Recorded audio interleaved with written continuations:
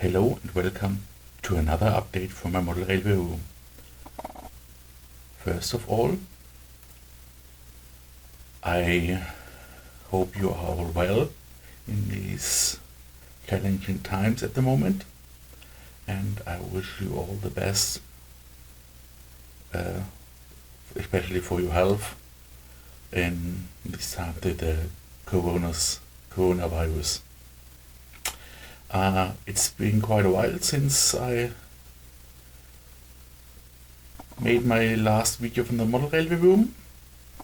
I'll give you an update to my N-scale layout about 4 months ago. In the meantime, I have lost a bit of my model railway mojo because I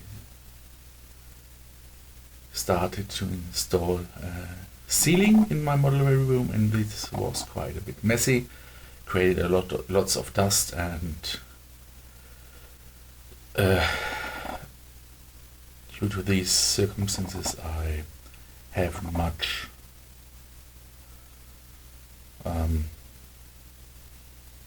spirit to went into the basement. But now the ceiling is installed. I will show it to you in a few seconds.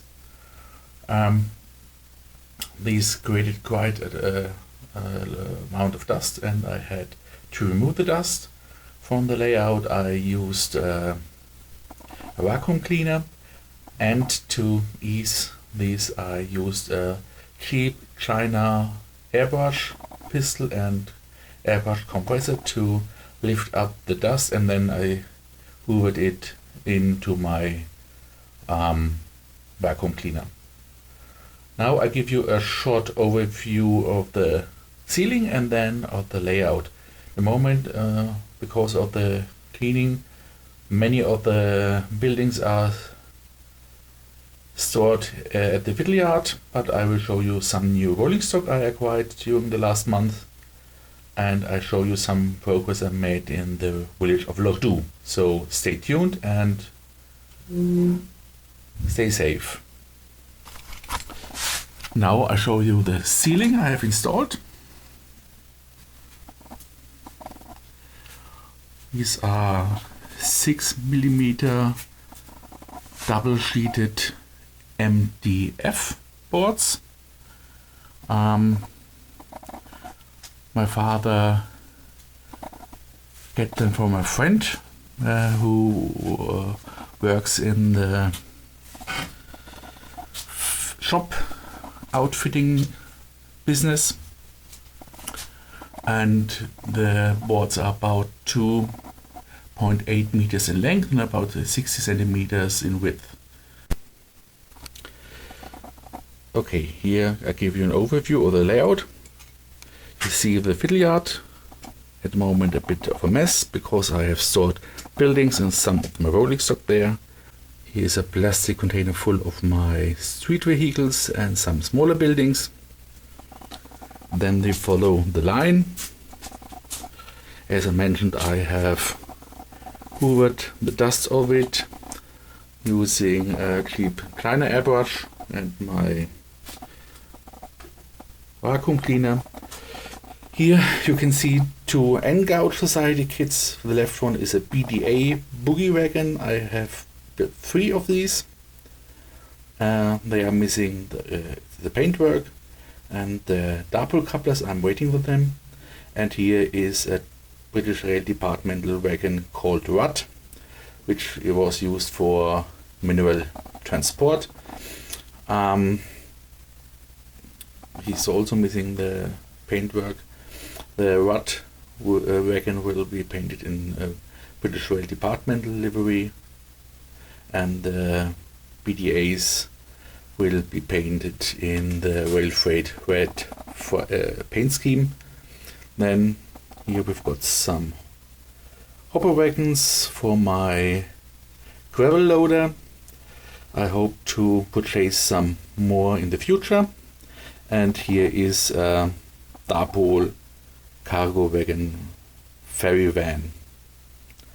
And now the latest addition to my locomotive fleet, a class 37/4 in the large logo livery. This is also a Scottish-based locomotive, and it's called Loch Long.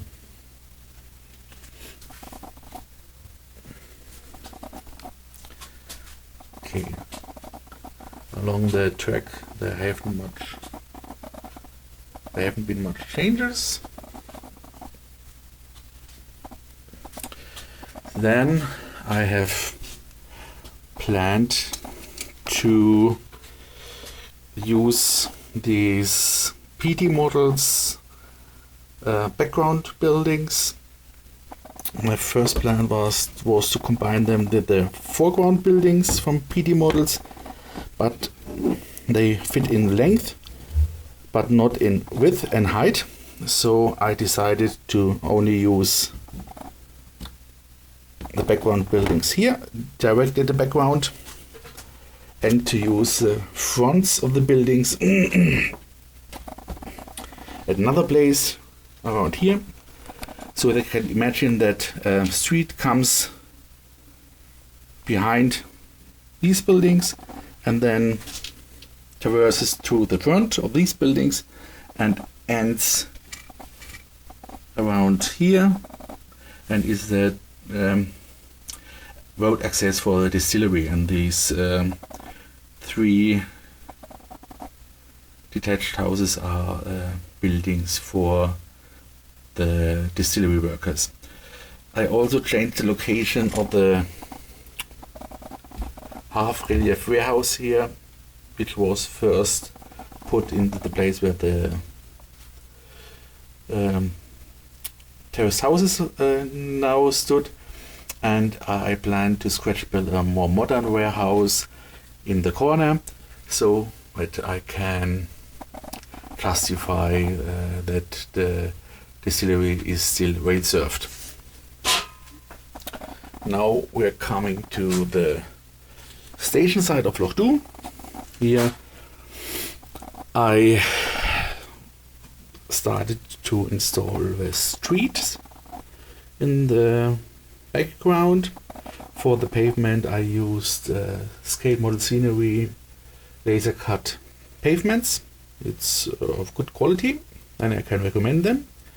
And these background buildings are petite property kits, also a good quality, but I'm not sure if I will use this one. I will show you in a second. And this building is from the Engar Society. It's called the St. Ives Corn Exchange, and I will use it in this position. I also temporarily placed these crossing gates. They are movable, and I'm planning to animate them so that they will open and close with a press of a push button. Okay, now I'll show you why I'm not sure if I can use this building. Because if you look at this picture, you can see there are 2 bay windows at the ground floor, and I have looked at some street view pictures at Google of small Scottish towns or villages, and in the streets where you have shops in the center of the village, I haven't found any houses with a bay window at the ground floor, except for when it was a shop, but not for a house which is only for living.